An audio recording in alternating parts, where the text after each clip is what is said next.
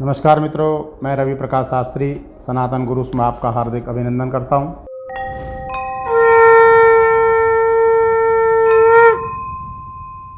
आज हम बात करेंगे रुद्राक्ष के बारे में। जैसे मैं पहले भी बता चुका हूं कि इस श्रावण के महीने में सारे रुद्राक्षों के बारे में विस्तृत जानकारी आप सबको दी जाएगी। सबसे पहले हम जानते हैं कि रुद्राक्ष की उत्पत्ति हुई कहाँ से। भगवान शिव को यह रुद्राक्ष अति प्रिय क्यों है? रुद्राक्ष की उत्पत्ति कैसे हुई? जब माँ पार्वती सती हो गई थी दक्ष के यज्ञ में, और भगवान शिव को मालूम पड़ा कि माता सती ने यज्ञ कुंड में अपनी आहुति दे दी, भगवान शिव क्रोधित हो गए। उन्होंने वीरभद्र को अपनी जटा के द्वारा उत्पन्न किया। अपनी जटा एक तोड़ी, उसको जैसे ही फेंका वैसे ही उससे वीरभद्र प्रकट हुए। वीरभद्र ने जाकर के दक्ष के यज्ञ का विध्वंस कर दिया। यज्ञ विध्वंस होने के बाद भगवान शिव उधर पहुँचे। उन्होंने देखा कि माँ सती हो गई हैं। उनके उस जले हुए शरीर को उन्होंने अपने कंधे में रखा और रुदन करने लगे। रोते रोते पहाड़ों में, जंगलों में इधर उधर भगवान भोलेनाथ भटकने लगे। आंसू की धाराएं इतनी बह रही थी, जहाँ जहाँ आंसू की एक बूंद गिरी वहाँ वहाँ रुद्राक्ष का एक वृक्ष उत्पन्न हुआ। आपने देखा होगा कि रुद्राक्ष में धारी धारी बनी होती है। जैसे आंसू टपकते हैं, आंखों से आंसू गिरते हैं, ऐसे टप टप जो टेढ़ी मेढ़ी धाराएं हो जाती हैं। हर रुद्राक्ष पे इस तरह की धाराएं आपको धारियाँ देखने को मिलेंगी। और ऐसे ही इनमें अलग अलग उतनी लाइनें हो जाती हैं, जिनको हम मुख कहते हैं। एक मुखी से लेकर के 21 मुखी तक का रुद्राक्ष पाया जाता है, जो मुख्यतः प्रचलन में 1 से 14 मुखी हैं और 15 से 21 मुखी दुर्लभ हैं, बहुत कम मिलते हैं।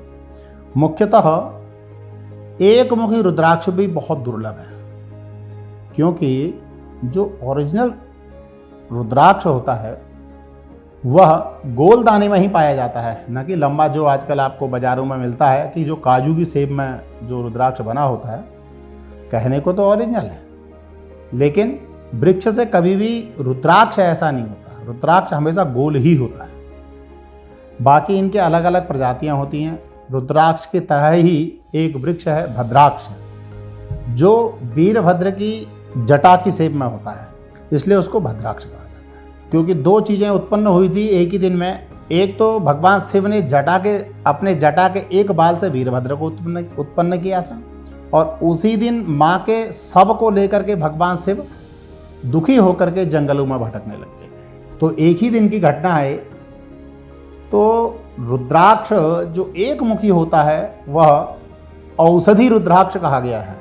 उस रुद्राक्ष के अंदर औषधत्व गुण बहुत ज़्यादा है। तो हर प्रकार की बीमारी का इलाज उस रुद्राक्ष के अंदर है। जैसे मुख्यतः आजकल बीमारियां लोगों की शुगर की और बीपी की रहती है। बीपी, शुगर, मधुमेह, टीबी, पेट में जलन, उदर विकार, हार्ट अटैक, बैक पेन, और आपकी हड्डियों में जितने भी दर्द होते हैं, जोड़ों के जो दर्द होते हैं, ये नाना प्रकार की जितनी भी बीमारियां हैं, इन सब के इलाज एक मुखी रुद्राक्ष से हो जाता है। अब आप पूछेंगे रुद्राक्ष से इलाज कैसे होता है? वह मैं आपको बताता हूँ। एक मुखी रुद्राक्ष को अगर ओरिजिनल रुद्राक्ष आपको मिलता है, उसका सबसे बढ़िया तरीका है पहचान करने का, आप उसको अपनी हथेली में रखें और दूसरे हाथ से ऐसे ढकें। किसी भी हाथ में रखें, उल्टे या सीधे में, उसको ऐसे ढकें। जब आप ऐसे ढक लेंगे दोनों हाथ से, तो रुद्राक्ष मूवमेंट करने लगेगा, घूमने लगेगा गोल गोल। जो आपकी नसों में, आपके हथेली में आपको मालूम पड़ेगा कि यह रुद्राक्ष ओरिजिनल एक मुखी है, तो आपकी हथेली में गोल घूमने लगेगा। ऐसे बंद करके जैसे ही ऊपर से रखेंगे आप, रुद्राक्ष गोल गोल घूमने लगेगा। बाकी अन्य रुद्राक्ष किसी सिक्के में या धातु में आप रखेंगे तो ऊपर से घूमते हैं, लेकिन एक मुखी रुद्राक्ष आपके हाथ में घूमेगा। अन्य रुद्राक्षों को आप दोनों नाखूनों में रख करके, ऐसे बीच में रख करके भी चेक कर सकते हैं, वह भी गोल गोल घूमेगा। एक मुखी रुद्राक्ष के अंदर एक और सबसे बढ़िया पहचान है, अगर आप उसको मुट्ठी में बंद कर लेते हैं एक मुखी रुद्राक्ष को, तो आपके शरीर के अंदर की जितनी नसें हैं ना, वह नसें अपने आप में हिलने लगेंगी। उस रुद्राक्ष के अंदर इतनी पावर है कि आपकी नसों को अंदर से जो आपका ब्लड सर्कुलेशन है वो बढ़ने लग जाएगा। अगर आपने ज़्यादा देर तक बंद रखा तो आपको पसीने पसीने आने लग जाएंगे। बहुत सारे गुण हैं एक मुखी रुद्राक्ष के, और औषधि रूप में इसका कैसे प्रयोग किया जाता है मैं आपको बताता हूँ। एक मुखी रुद्राक्ष को 24 घंटे आप जल में रखें। आपके अंदर जितने भी विकार हैं, फेफड़ों से संबंधित, नसों से संबंधित, और जो कफ वल्गम इत्यादि जो भी होता है, 5 दिन सेवन करने से वह सारी बीमारियां खत्म हो जाती हैं। इसके साथ साथ जो भी अन्य जटिल रोग हैं वह सब भी खत्म हो जाते हैं। एक मुखी रुद्राक्ष हर व्यक्ति धारण कर सकता है, बस एक मुखी रुद्राक्ष के नियम हैं। एक मुखी रुद्राक्ष पहनने वाले जातक को कभी भी मांस और मदिरे का सेवन नहीं करना चाहिए और ब्रह्मचर्य का पालन करना चाहिए, क्योंकि एक मुखी रुद्राक्ष साक्षात शिव का रूप है। अगर आपने एक मुखी रुद्राक्ष धारण कर रखा है तो समझ लो कि शिव की बहुत बड़ी कृपा आपके ऊपर है।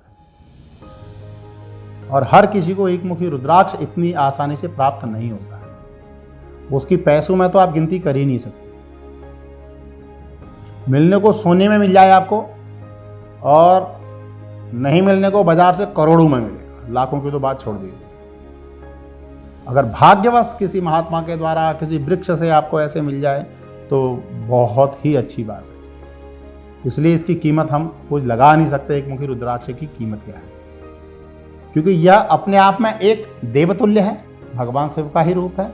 दूसरा, हर प्रकार की औषधि में काम करेगा। जटिल से जटिल बीमारी को भी रुद्राक्ष का पानी ही खत्म कर देगा, और पहनने वाला जातक तो हमेशा निरोगी रहेगा ही रहेगा।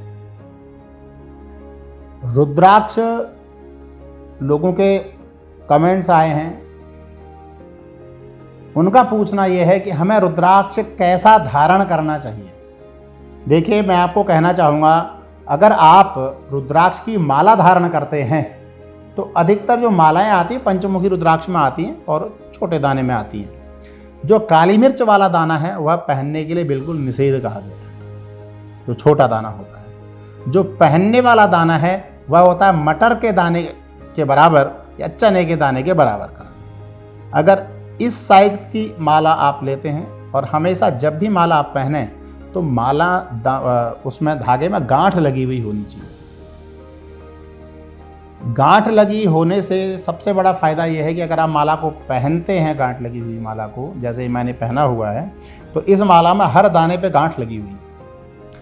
इसी प्रकार से जब भी आप कोई रुद्राक्ष की माला पहने तो गांठ लगी हुई माला पहने। दूसरी बात ये है इसका सबसे बड़ा, अगर आप बिना गांठ की माला को पहनते हैं तो आपके गले में जो बाल होते हैं उनमें बाल फंसते हैं। बाल फंसते हैं तो आपको बाल तोड़ जैसी बीमारी हो सकती है और दाने वाने हो सकते हैं। गांठ लगने से इन सब चीज़ों से बचा जा सकता है। और जपने की जो माला है, जपने की माला का भी यही है, जो हम पहनने की ये साइज है, यही जप की माला का साइज है। सौंदर्यीकरण के लिए, दिखावे के लिए आप कुछ भी पहन सकते हैं, लेकिन अगर आपको किसी फल की प्राप्ति लेनी है, जप को सिद्ध करना है और अपनी कामना पूर्ति के लिए कोई माला धारण करनी है रुद्राक्ष की, तो आप हमेशा गांठ लगी हुई माला का प्रयोग करें। और माला पहनने वाली माला कोई भी हो या जप वाली माला कोई भी हो, उसकी पूजन की विधि आपको मैं बता देता हूँ। सबसे पहले एक रात्रि को जल में डुबो करके रख दें। रुद्राक्ष की माला को पहले बनवा लें, बनवा करके शुद्ध जल में या गंगा जल में उसको डुबो करके रख दें।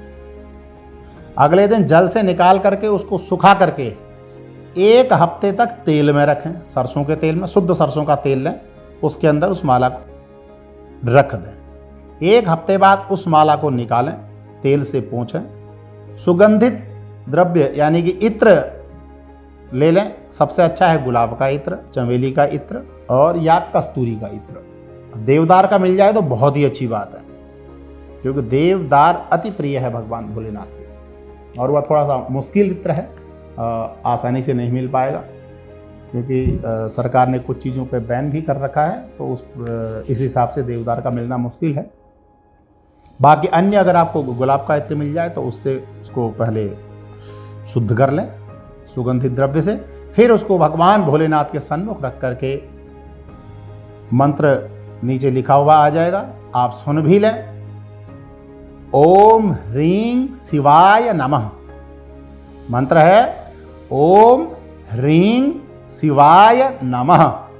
इस माला का, वैसे तो एक माला का तो कम से कम होना चाहिए, आप 11 माला का जाप करके उस माला को शुद्ध कर लें। फिर उसके बाद अगर आपने पहननी है तो उस माला को 11 माला करने के बाद धारण कर सकते हैं। लेकिन जब आपने एक बार माला धारण कर ली तो दोबारा जप के लिए उस माला का प्रयोग न करें। अपनी 2 मालाएं रखें, एक जप के लिए और एक पहनने के लिए। पहननी है तो आपको, नहीं तो जप की माला हमेशा गोमुखी के अंदर रखें। गोमुखी उसको कहते हैं जिसमें अंदर हाथ डाल कर माला ऐसे जपी जाती है। एक उंगली बाहर रहती है, ये वाली उंगली बाहर रहती है और इन 3 उंगलियों से माला को आगे पीछे किया जाता है। इस प्रकार जप करने से, रुद्राक्ष की माला से ओम नमः शिवाय मंत्र का जप करें, माँ भगवती का जाप करें, या किसी भी इससे कोई मंत्र सिद्ध करना हो उसका रुद्राक्ष की माला से आप जाप करें तो जप में आपको सफलता प्राप्त होगी। अगर पहनने वाला अलग अलग रुद्राक्ष आपको पहनना है तो एक मुखी रुद्राक्ष का अलग महत्व है, 2 का अलग है, 3 का अलग है। रुद्राक्ष सारे के सारे औसत तुल्य हैं और हर बीमारी का इलाज रुद्राक्षों के अंदर है, इसमें कोई शक नहीं है। क्योंकि रुद्राक्ष को एक रत्न भी कहा गया है, जैसे नीलम, पन्ना, पुखराज, माणिक इत्यादि हैं। इसी प्रकार से रुद्राक्ष में 1 मुखी, 2 मुखी, 3 मुखी, 4 मुखी, 5 मुखी से लेकर के 14 मुखी तक मुख्यतः हैं और 15 से 21 मुखी का अलग फल है, उनका अलग ही विधान है। वह काफ़ी थोड़ा सा 1 मुखी और 15 से जो 21 मुखी के रुद्राक्ष हैं ये थोड़े महंगे भी आते हैं और ये दुर्लभ हैं। महंगा होने का मुख्य कारण यही है कि ये दुर्लभ हैं, ये मिल नहीं पाते जल्दी से। अगर भाग्यवश आप कोई रुद्राक्ष बाजार में किसी दुकान पे मिल जाते हैं तो उनको ला करके इसी प्रकार से, जैसे मैंने बताया, पहले जल में रखें, फिर 1 हफ्ते उनको तेल में रखें। तेल में रखने के बाद आप उनको शुद्ध करें। शुद्ध करने के बाद उसको आप विधिवत इसी मंत्र का जाप करके उनको धारण करें। अगर आप लोगों को रुद्राक्ष कोई चाहिए तो आप सनातन गुरुज के माध्यम से भी ले सकते हैं। यहाँ से आपको गारंटी कार्ड के साथ मिलेगा रुद्राक्ष। और सबसे बड़ी बात यह है कि हम यहाँ से जो प्रक्रियाएं मैंने आपको बताई हैं रुद्राक्ष धारण करने की, हम स्वयं करके देते हैं। यहाँ से जो क्रम मैंने बताया कि पहले जल में रखना है, फिर तेल में रखना है, फिर जप के द्वारा उसको सिद्ध करके देना है, तो यह हमारे संस्थान की पूरी जिम्मेदारी है कि आपको आपके नाम से, आपके गोत्र के उच्चारण से संकल्पबद्ध रुद्राक्ष आपको तैयार करके दिया जाएगा। आपने सिर्फ भगवान भोलेनाथ का नाम लेकर के उसको धारण करना है। अगर औषध रूप में चाहिए तो औषध रूप में मिल जाएगा, अगर आपको धारण करने के लिए चाहिए तो आपको धारण करने के हिसाब से भी मिल जाएगा। ये आपको मिलेगा सिर्फ सनातन गुरुज के माध्यम से। वैसे भी बाज़ार में आप ले सकते हैं, बाज़ार में अगर आपको शुद्ध चीज़ें, अच्छी चीज़ें मिल जाती हैं तो आप ले सकते हैं, लेकिन हमारे पास भी ये सुविधा आपको प्राप्त हो जाएगी। आप लोगों को अगर चाहिए तो आप कमेंट करके ज़रूर बताएं। अगर किसी भी रुद्राक्ष के बारे में आपको विशेष जानकारियाँ चाहिए तो हम आपको बताएंगे। आज मैंने आपको 1 मुखी रुद्राक्ष के बारे में और माला के बारे में बताया।